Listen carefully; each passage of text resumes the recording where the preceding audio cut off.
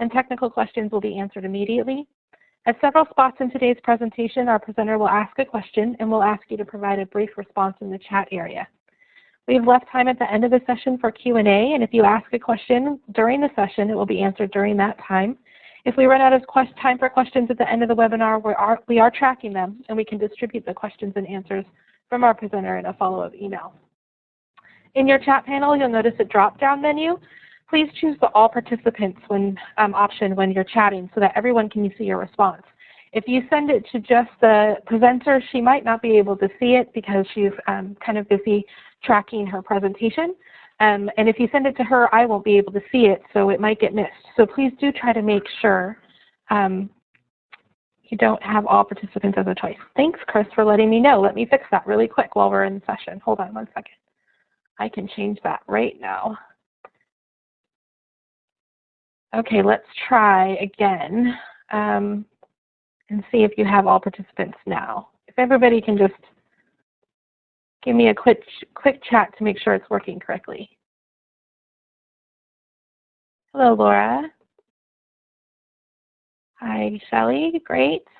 Julia's here. Okay, good. I'm glad it's working now. Sorry about that. I normally set that up right, and this time I did it, and Chris caught me, and perfect. So we're all set to go. So yes, just remember that if you want everybody to see your answer, then please ask that you send it to all participants, and especially when the presenter has asked you a question. That way we can make sure that she does see it. At this time, I do want to go ahead and present and introduce our presenter. Esther Rodriguez-Brown is from the Embracing Project, a nonprofit organization aimed at promoting peace and global consciousness by developing programs that enrich the lives of children, youth, and families around the world affected by violence and sex trafficking. Ms. Brown has developed numerous different programs and curriculums, including the Compassionate Healing, Serve With Us, and Free to Choose. She's founder of the Center for Peace in Las Vegas, a replicable initiative bringing nonprofit and government agencies together to integrate multidisciplinary services for youth involved in sexual exploitation and gangs. I'm going to go ahead and let her get started, and so bear with us while we transfer over the controls to her at this time.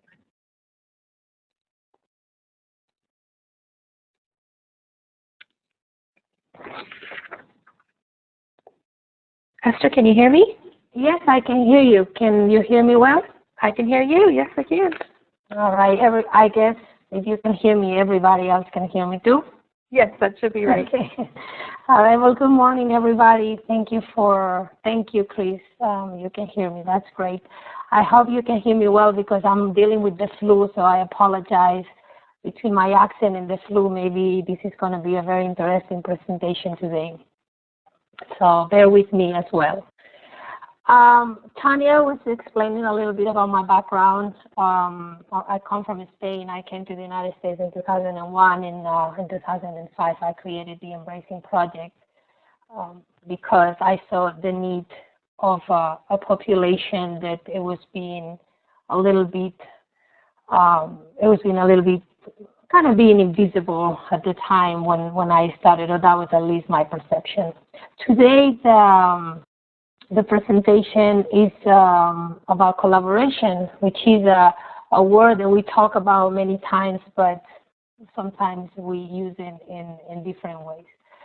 So I would like to know who's in the room. I know Tanya sent me the participant sheet, and I see a lot of people from California. I also see somebody from Minnesota, Chicago, Washington, a lot of nonprofit. Anybody from government in the audience? No? Okay, well, most of us are from the nonprofit world. Oh, CCL. What is CCL? I'm not familiar.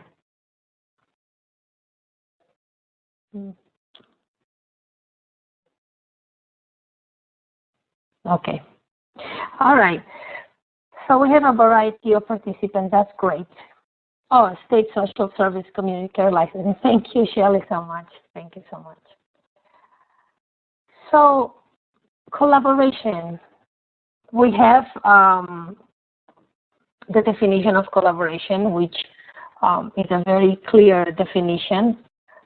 the process through which parties who see different aspects of a problem can constructively explore their difference and search for solutions that go beyond their own limited visions of what is possible.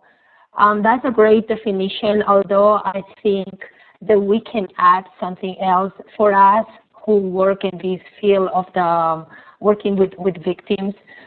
I will have to say that we have a lot of things, and one of the things that we don't have is a limited vision. We have limited resources, but our vision is very, very broad.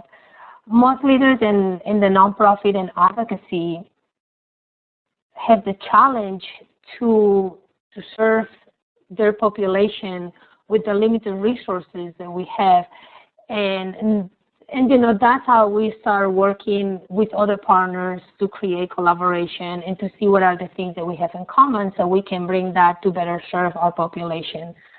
To create a healthy and a strong collaboration, we have to find the balance between the needs that we have as an organization, and in this case, it could be nonprofit, could be government as well, but also what are the needs that our clients have, because at the end of the day, our collaboration goal should be the well-being of the population that we serve.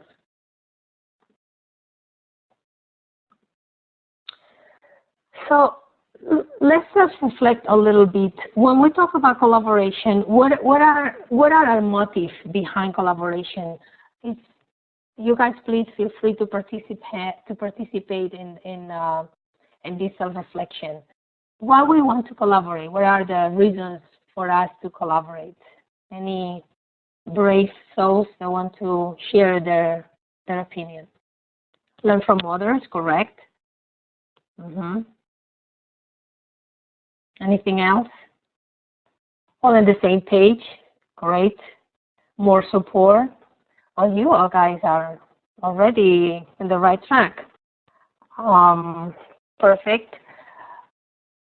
What about sharing vision, maybe getting more funding, serving better our clients? Is that part of why we try to collaborate with other organizations, or could be that also?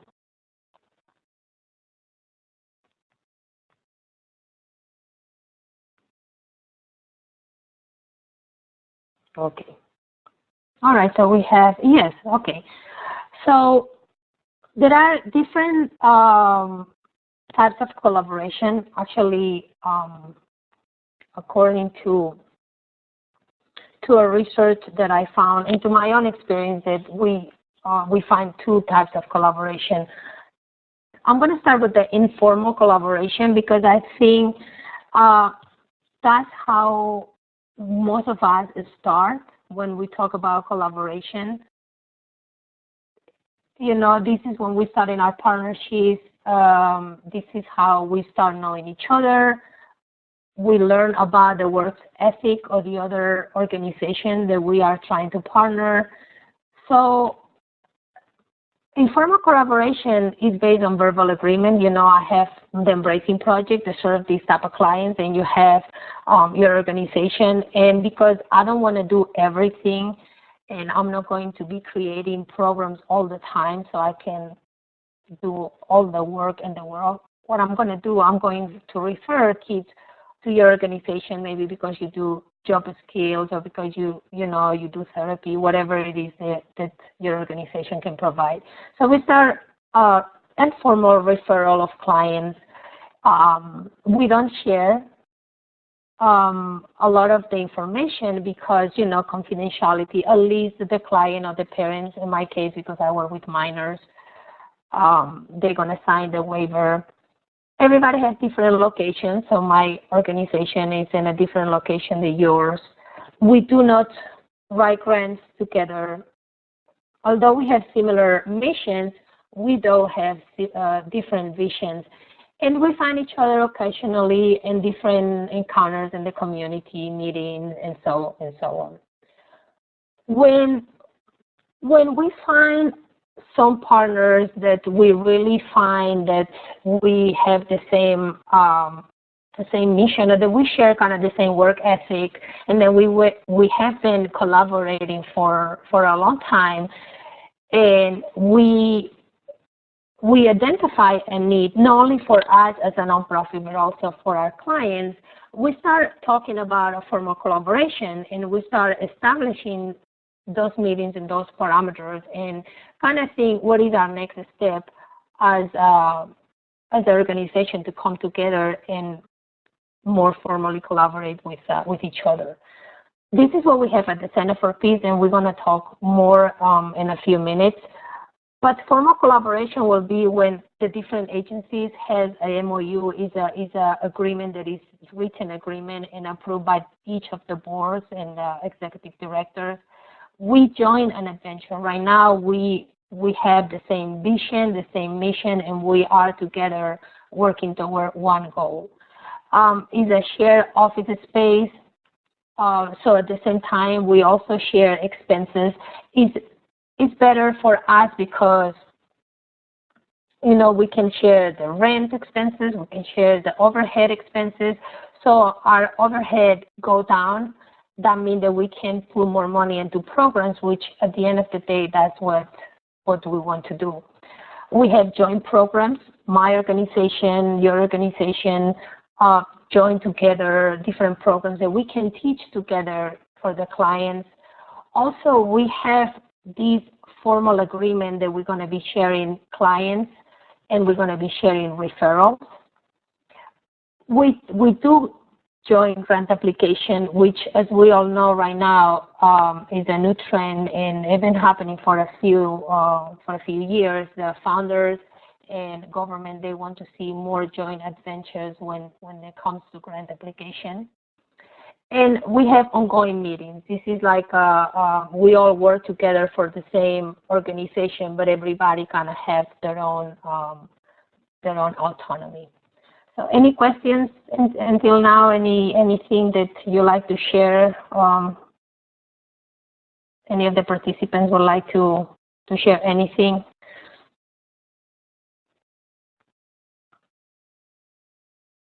Okay. So I'm going to move to the next slide.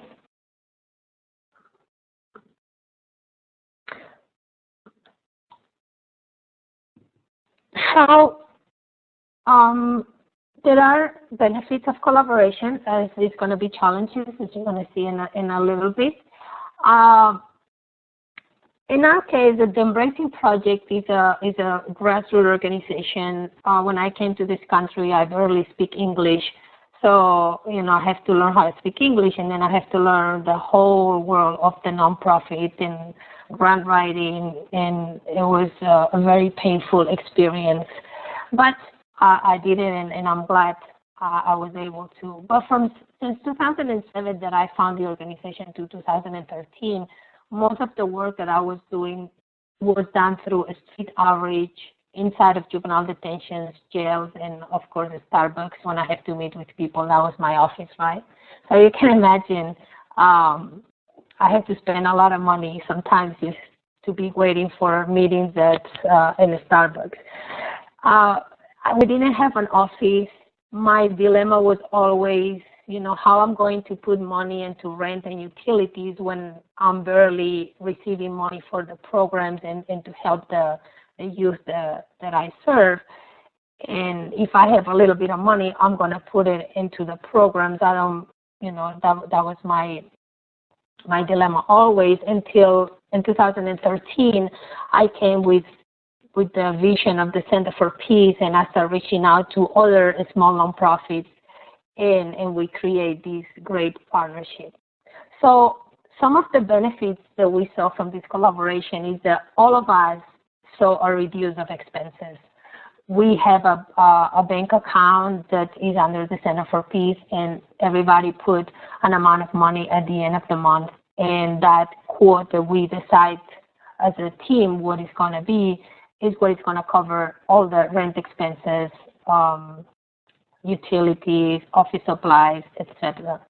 We also see that we have improved the quality of our services because now everything is in the same place. So when one of my clients come to see me, but she also needs other services that I cannot provide, she just has to walk out of my office and go to the other office close to mine. She doesn't even have to get out of the building, and she can have those services that she needs as well, rather than get in the bus 2 hours later with all the dangers that Las Vegas buses can bring to the picture, especially when you're a young girl in Las Vegas.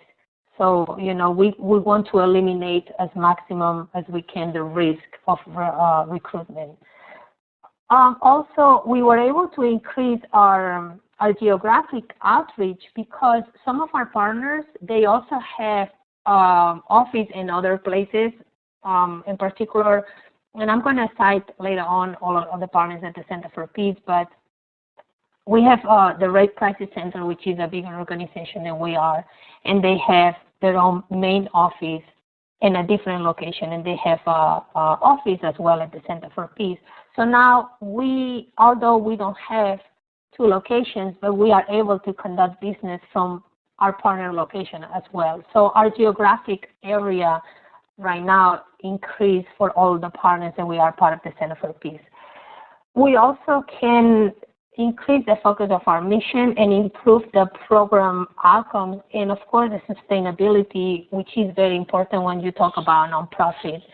The funding opportunity is something that we saw a big change because a lot of the founders and people who want to, not only government, right, but private founders as well, they really like the fact that 4 or 5 nonprofits are joining an adventure together, and their money is going to be utilized in such a huge way because you touch so many more clients. We also have the advantage that we share knowledge and expertise. We meet every month, and it's so comfortable when you have somebody else that you can share certain doubts or you can ask for advice, and of course confidentiality is one of our main mottos we have as part of our MOU that we signed. We have a support environment for providers. As you know, the ones that you work directly with clients of any type of sexual trauma, it's very stressful as well as a provider. You're always in crisis, basically. You know, our clients in crisis, we become in crisis as well.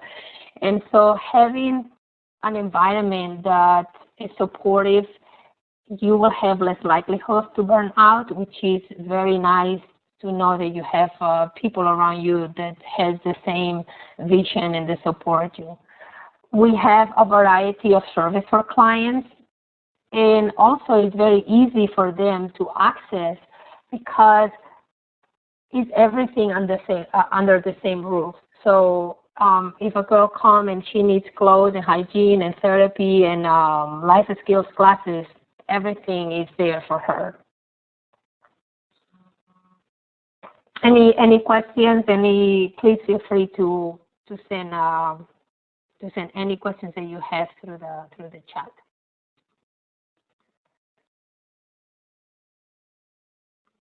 So some of the challenges that we saw with the collaboration is that one of the main things that I think it was that we have to let go of our territory and basically learn how to play nice with each other and make sure that our main goal for collaboration is the well-being of the clients that we serve. So it's also difficult to maintain the momentum when you start doing an assessment who is going to partner with who.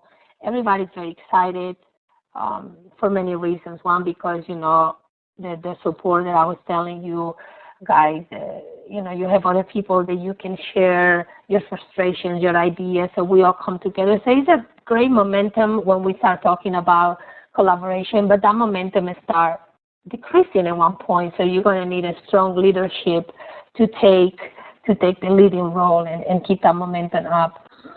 We have to make sure that our missions are aligned, and most of us, we have 1,000 things going on in our lives, so sometimes it's very difficult to find time to meet, to make sure that we are on the same page, the partnership and the collaboration that we're starting is going to be in a solid ground so it doesn't fall apart. Also, when we started the Center for Peace, and even right now, it's not, we talk about collaboration, it's a lot of the collaboration word is thrown in every grant that we see, but really it's not a lot of information and guidance of what collaboration is, what effective collaboration means, how do we collaborate with each other. So sometimes it's challenging to do something that we don't have a lot of information about.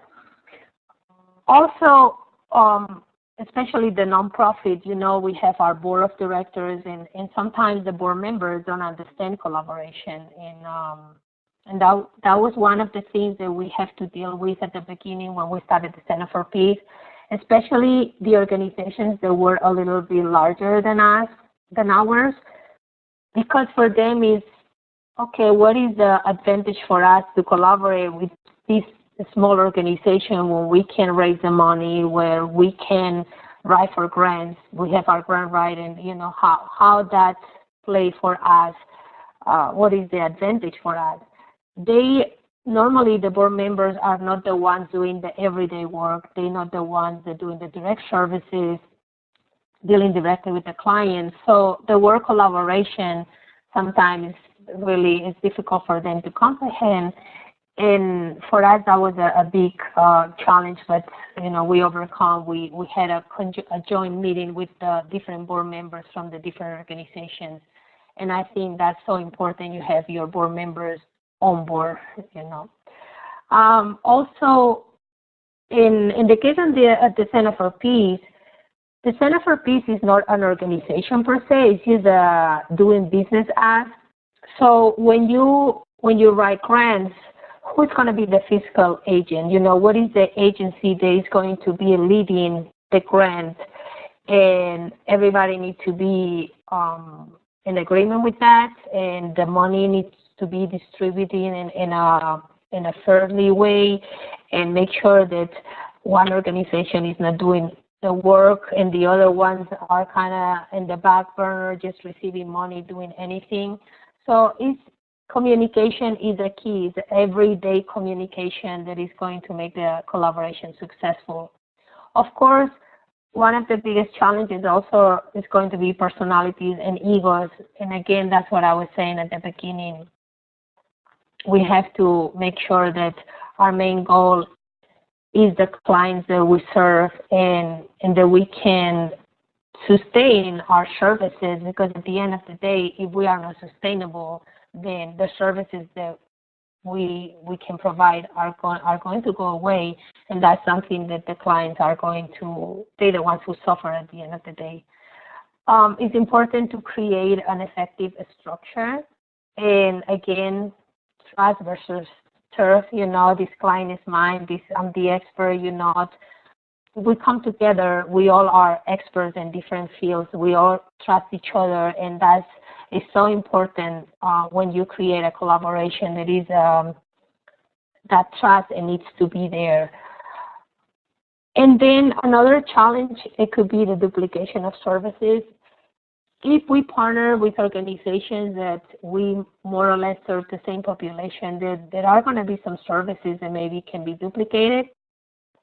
At the same time, when we don't collaborate, it's a lot of duplication going around in the community, and the clients are being referred to different organizations, and they end up doing or receiving the same services. When you are in a formal collaboration, it's easier for us to sit down and distribute the type of services that we can provide for the clients. So we make sure that the services that they receive, it comes from a multidisciplinary point of view.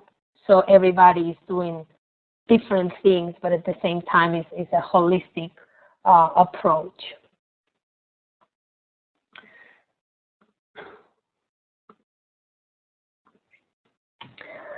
So I was telling you about the Center for Peace. This is a vision that I had for a long time. I always thought that it was a little bit, you know, especially for our clients, to just running around Las Vegas trying to get services. So the Center for Peace, what we have created is a holistic environment to serve support and empower youth that are affected by sexual or gang violence.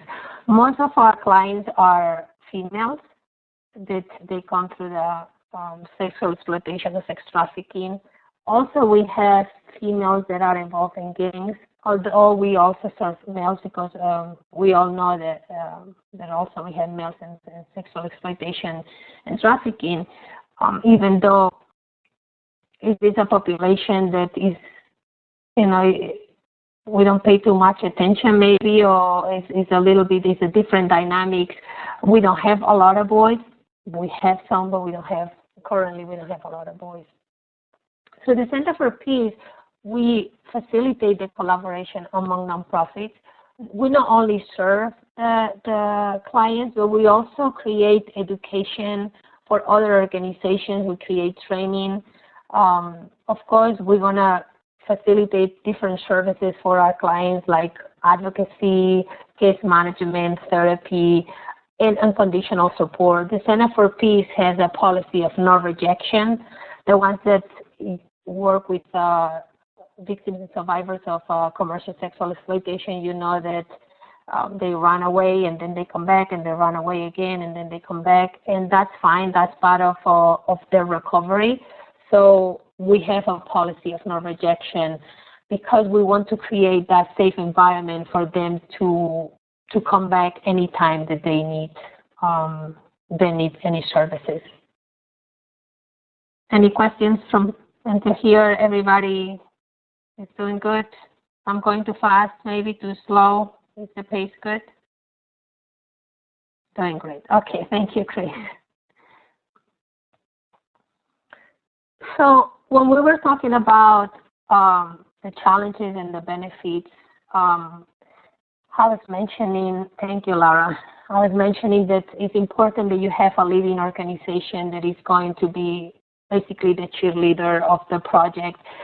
In our case, the Embracing Project, which is my organization, was a catalyst to create the Center for Peace. I approach different organizations. The Salvation Army Seeds of Hope, which they have, Seeds of Hope is a program within the Salvation Army that work with human trafficking, labor, and sex trafficking. Nevada Child Seekers is an organization also local in Las Vegas that work with missing and exploited children in the Rape Crisis Center. Those were the three main organizations that I approached. At the time, Nevada Child Seekers, they lost a couple of their bigger grants, and they were struggling paying $3,500 of rent a month. And Salvation Army Seeds of Hope is in a very, very bad area of Las Vegas, and a lot of the clients that they serve are very vulnerable, and the area wasn't the best.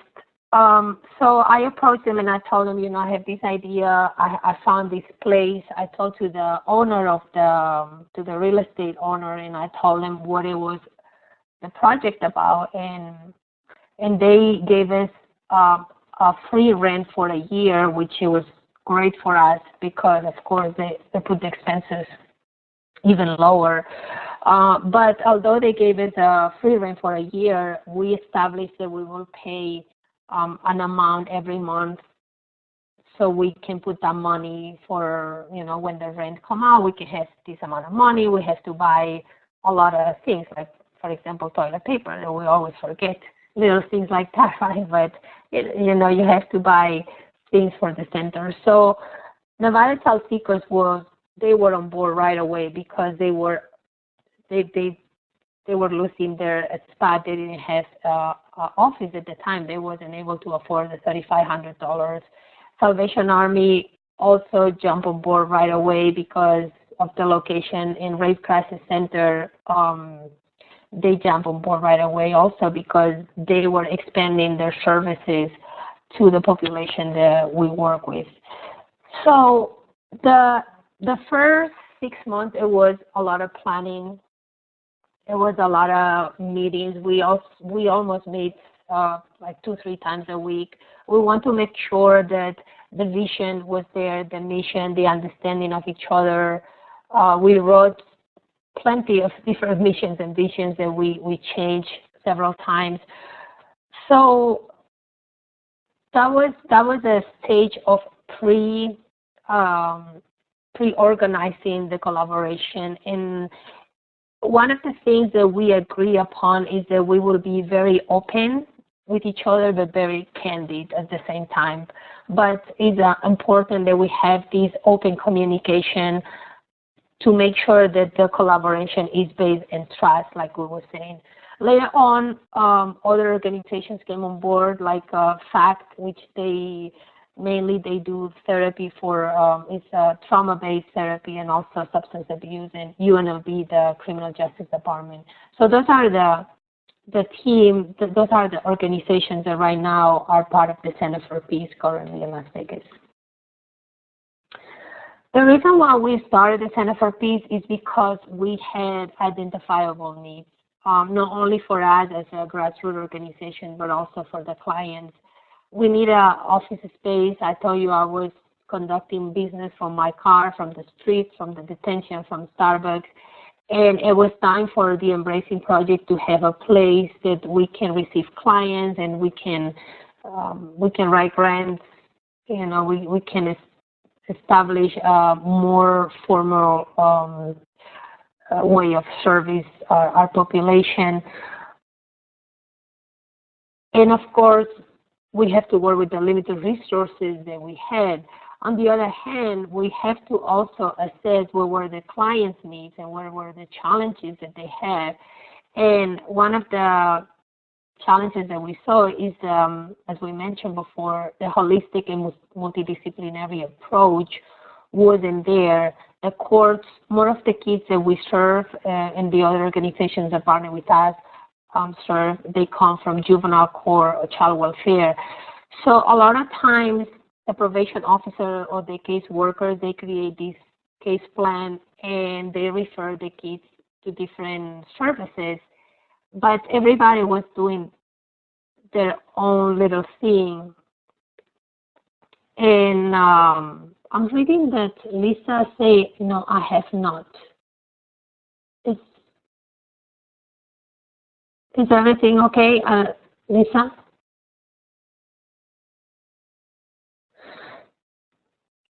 Okay. If she gets back to me, I'll let you know. Okay. Okay. Someone's having a hard time hearing. Okay. Oh, okay. You guys? Yeah, you seem to be fine, so it might be on their end. Sound okay here? You can hear me good? Yeah, I can hear you good. So it's okay. Okay. So okay, perfect. I'm glad that most of you can hear me. If not, please let me know. So a lot of the clients' needs and the challenges was the multidisciplinary approach, and also all the services wasn't in one location. They have to go all around the valley. With the limited resources that also the clients have, one of the biggest limitations that at least we see on our end is the transportation. A lot of our clients don't have a way to come to the center. Many times the parents are not involved, or if they are in foster care, the foster parents have 6 other kids that they need to take to plenty of services. So transportation was one of the biggest challenges. That's what we thought. Having a lot of services under one roof, it will be so incredible for the kids, because you come here, you do all the services that you need. At the same time, case workers and probation officers were very happy because they were moving forward with the case planning, and they don't have to be all crazy trying to do 20 referrals to 20 different organizations. The Center for Peace starts fully functioning in 2014. We opened our doors in November 2013, but November, December, it was more of the opening the doors and looking for furniture and putting the place nice, because we want that the clients, when they come, they feel welcome and they feel they are in a safe and nice environment. So we opened fully in 2014. And as you can see, the first year we were able to serve 68 clients, from the Center for Peace. I'm not talking about the clients that each organization serves, because remember, even though we are in collaboration, everybody's going to keep their own autonomy, and they're going to be serving clients in other locations as well. But as a whole, we serve 68 clients. And in 2015, we were able to serve almost double, 114 clients were able to receive services through the Center for Peace, which is it was a great accomplishment for us.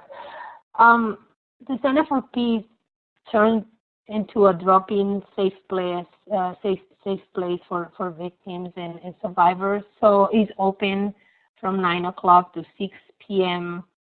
Sometimes we go later to 7 p.m., but those are the business hours basically.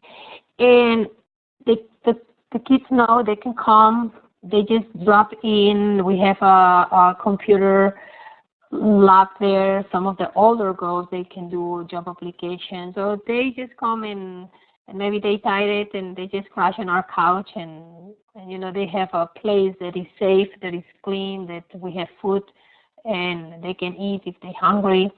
And they have a lot of different professionals that can cater to their needs. So again, I want to emphasize that when you do any type of collaboration, it's important to have a leading organization, although everybody is going to keep their own autonomy. In this particular case, we have everybody, we sign an MOU, and because the Center for Peace, like I was sharing with you before, is not an organization, it's just a DBA, and the Embracing Project is the leading organization. In this case, what we did is the MOU is signed between the Embracing Project and the Salvation Army as a whole, the Rape Crisis Center. So the MOU is signed with the TEP, but we all have the same responsibilities and the same benefits. Already talked about the shared expenses. That was something that for all of us was a great deal. Every month we meet, all the executive directors and the program directors meet monthly. Each organization has a representative in what we call the advisory board, and these are monthly meetings. And our staff meets every week. So every week the staff, one staff from each organization meets so they can talk about sharing information, what is the client progress, what are the things that we see that maybe we need to implement. If it's something that is missing that we cannot provide, any of us can provide, maybe we need to bring somebody on board. And also, we're still writing our own grants independently, and we do our own fundraisers, but we also do collaborative grants and fundraisers, which the ones that you do fundraisers, me particularly, I'm horrible doing fundraisers. You know, I don't like to do it. I don't like to organize them. That's not my skills. So having other people that you can share ideas, you can share the responsibilities of creating a fundraiser, and then you put the money in the bank account that all of us going to benefit from, and all our clients is so nice, because you know, especially doing fundraising is it's time consuming, and sometimes time that we don't have.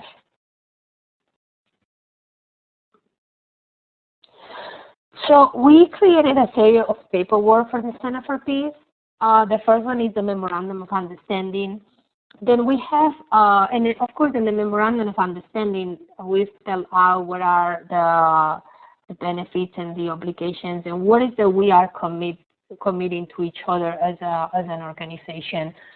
Also, every agency has to submit their scope of work, so we make sure that when we bring new organizations on board, we understand what everybody's doing, what are the services, so we don't duplicate and we don't create the same type of services, and we are back in the same boat, right?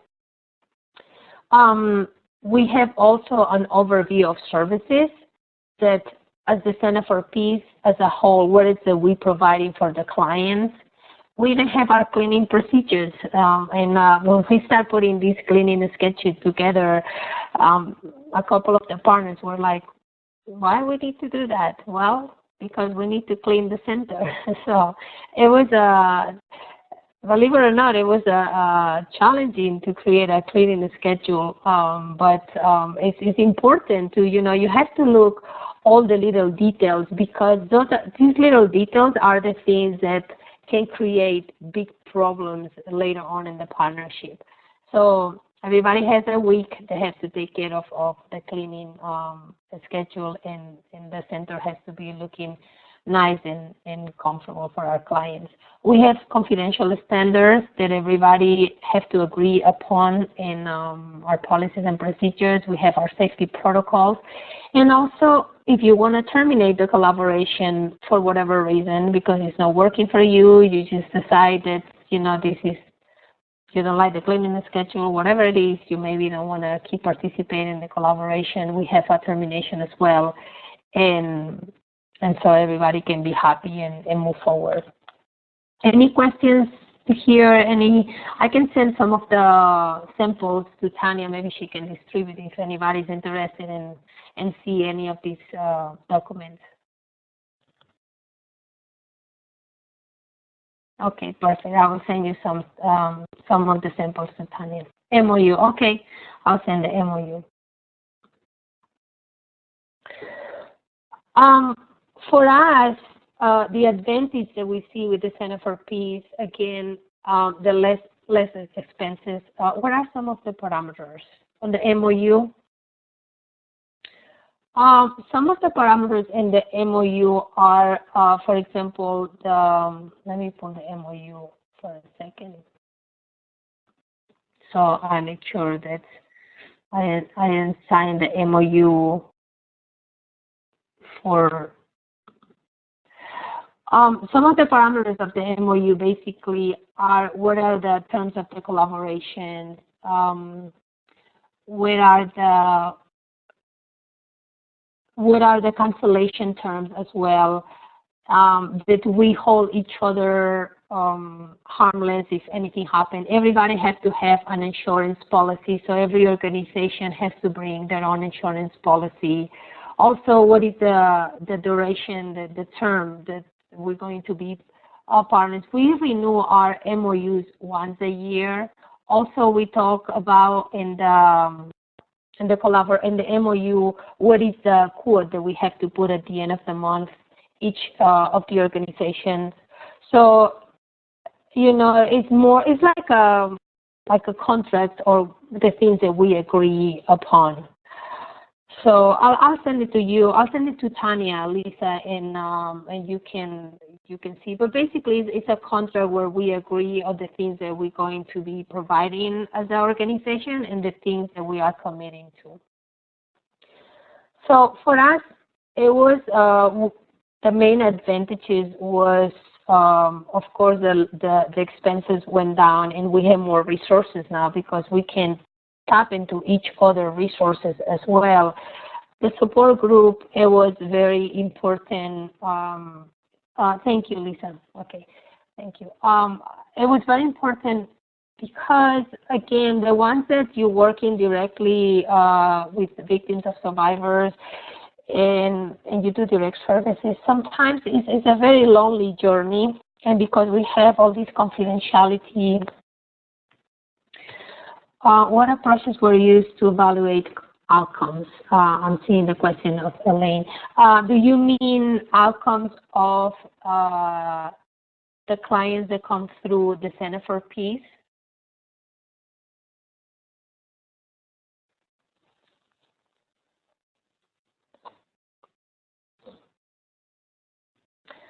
Okay, I'll wait for Helen so I keep going. So the support group is very important, as I was saying, because one of our things as advocates and direct service providers is confidentiality, and sometimes we cannot share certain things.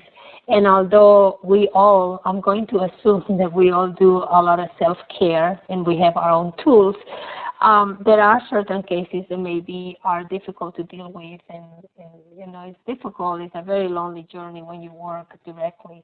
So the sense of belonging, the sense that you belong to a group that you can share with each other without worrying about the confidentiality, because part of the MOU is that confidentiality that we have to preserve.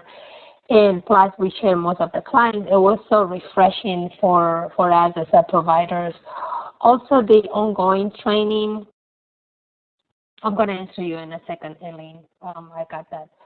Also, the ongoing training for the staff. We do a lot of training. Each of the nonprofits conduct different trainings, maybe once every 3 months.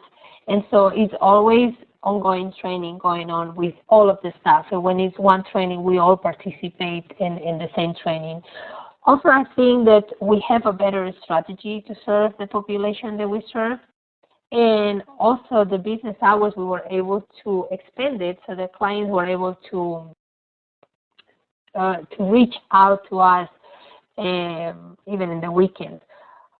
One of the things for me as an advocate was so important as well, it was the joint intakes. As you know, when we do intakes with our clients, they have to go through so many intakes. Every time they be referred to a service, everybody had their own intake, and everybody more or less going to ask the same questions. So sometimes we re-traumatize the client asking how many times you were sexually abused. It's so, they have to regurgitate all the time the same question. So it was so important for us when we came to terms with this collaboration that we will do joint intakes, or that we will share the intake so the client doesn't have to explain the same thing to 5 different people, so we all can have the same information. Also, the resources for system-involved clients, is something that not only is beneficial for the client, but also for prevention and child welfare. Like I was mentioning before, when we have a referral from probation, juvenile probation and child welfare, they know that when they refer to the Center for Peace, they're going to get a bunch of different services. So if the kid and their probation orders need to do therapy, community service, life skill classes, whatever it is that the probation or the caseworker decide the plan is, because we have many organizations on board and we have other partners through the community, we can provide all those services in one location, and the probation officer doesn't have to worry about doing plenty of referrals to different organizations. And also, I think one of the most important things is that you call one person and you have an update of all the services that the youth is receiving. So probation is very happy with the Center for Peace and Child Welfare as well. So we have a lot of the clients that are referred to us come through the juvenile court.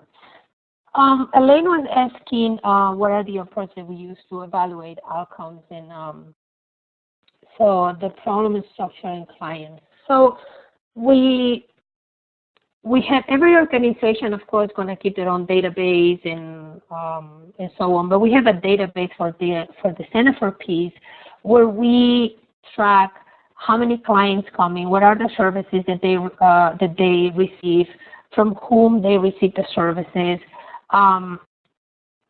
So if a client comes with, when we do the intake assessment, we're going to create we do a need assessment. If the kid needs to get enrolled in school, need therapy, whatever it is, the orders, if they're on probation.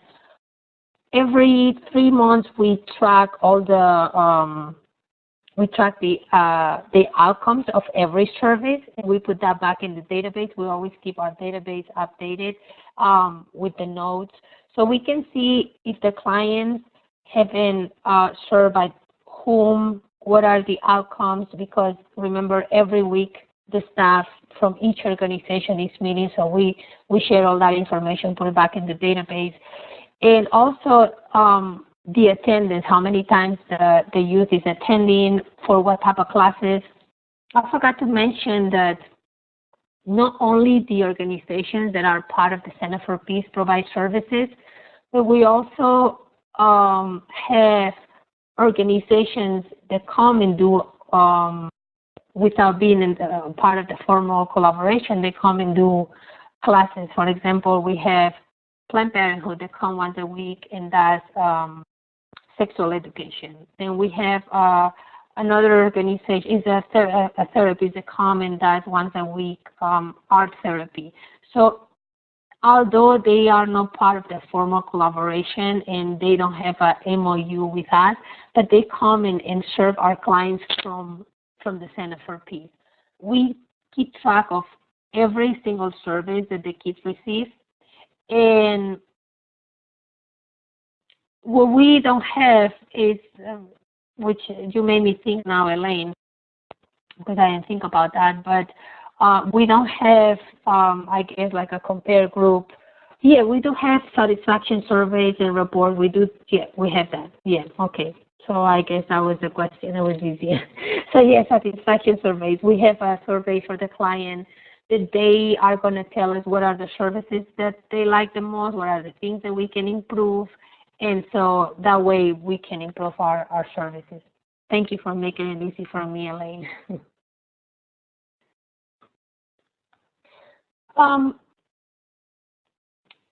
Some of the challenges that we have seen at the Center for Peace as we were doing the collaboration, and we're still very new, right, because we started formally in 2014.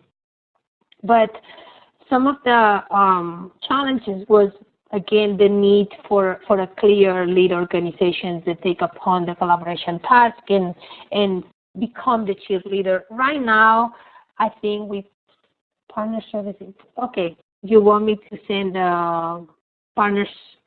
Elaine, you asking me if these partner surveys include in the survey, or if we have a whole? We don't. Everybody doesn't have their own survey. We have a Center for Peace survey. So the client is going to do a satisfaction survey based on the services that they have received from the Center for Peace, and then they can identify which organization was also doing services with them. I don't know if that answers your question. Right now, because we've been in partnership, in formal partnership for 2 years, everybody is in the same page. It's not need for me to be constantly reminding everybody else that we need to meet. So it's part of what we do. So the leadership role is, everybody has a piece of the leadership role, which I think that's what we, at the end of the day, that's what we want to accomplish. Although when you start the collaboration, it has to be an agreement. Whomever is going to take this role has to agree upon the extra work, because it's going to be some extra work. You have to be pulling people toward this collaboration and make sure that you send emails for the meetings and you know, it's like you have to create these you know, people sometimes they get caught in their own schedules, and so you have to change behaviors a little bit, right? So at the beginning is you have to create that I don't know how the word in English is not coming to my mind right now, but sorry, I can say in Spanish, maybe somebody can translate for me, but basically you have to make sure that you are constantly reminding the rest of the partners that it's time for us to meet and create that routine. That was the word, create the routine.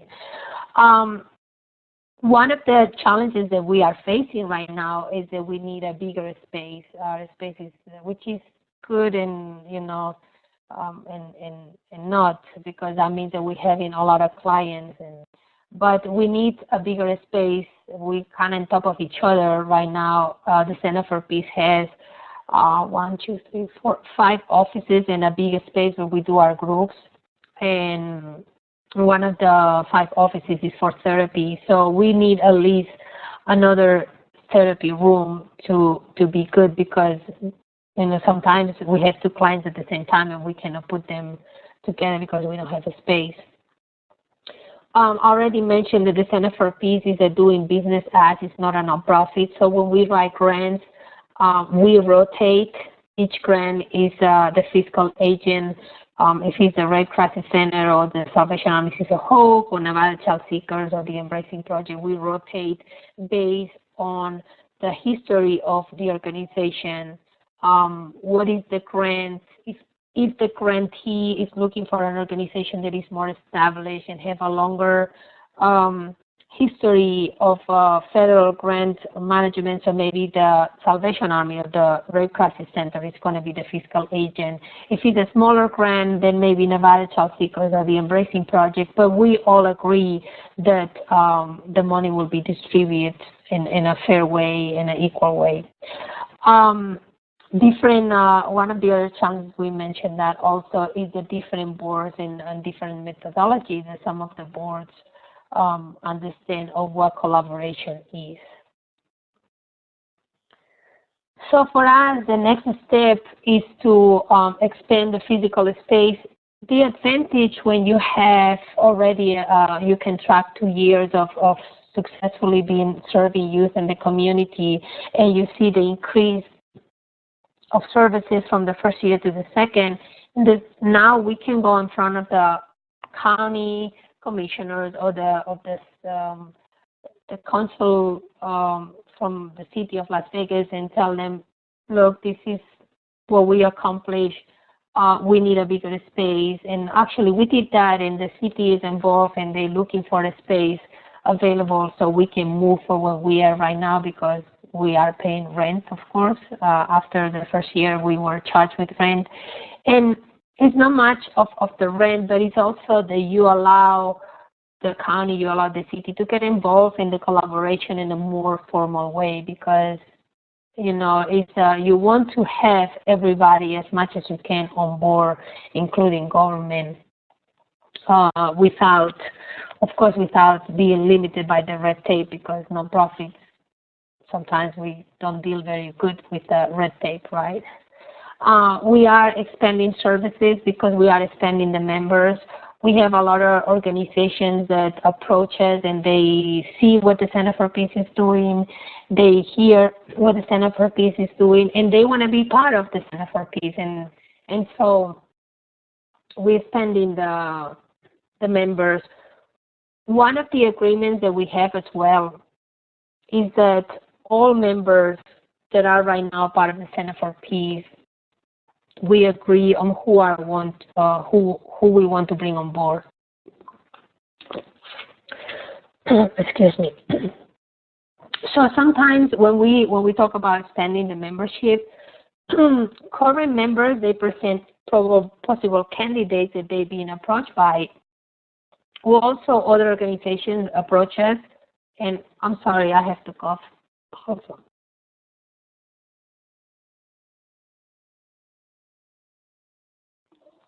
I apologize. I'm coming out with this flu.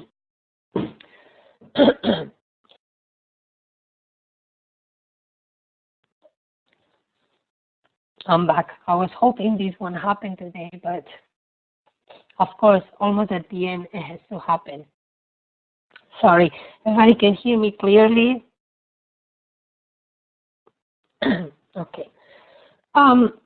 Thank you, Kim. Please. So when we're going to explore new members coming on board of the Center for Peace, what we do, we meet the members, the current member, we meet, we talk about what is this new organization can bring to the collaboration, what is their work ethics, you know, what they've been doing in the community. Because it's also important that when you bring new members, you don't break that balance that you already had established with the work that you've been doing for so long, because it could break the entire collaboration. Also, we look into expand our scope of work and also duplicate in other states. The Center for Peace is a initiative that is replicable and that is working well in Las Vegas, specifically with the population that we work with. but I'm sure it can work with any other population at this point. Any questions until here?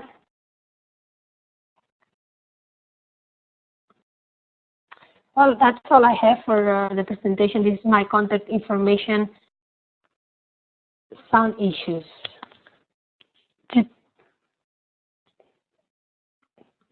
Hi, Elaine. I'm sorry you were having issues. There wasn't anything on my end. It shows me if we're having connection issues. There wasn't anything on my end, so it might have been a connection on your end, but we did take a recording and we will be able to share that with you.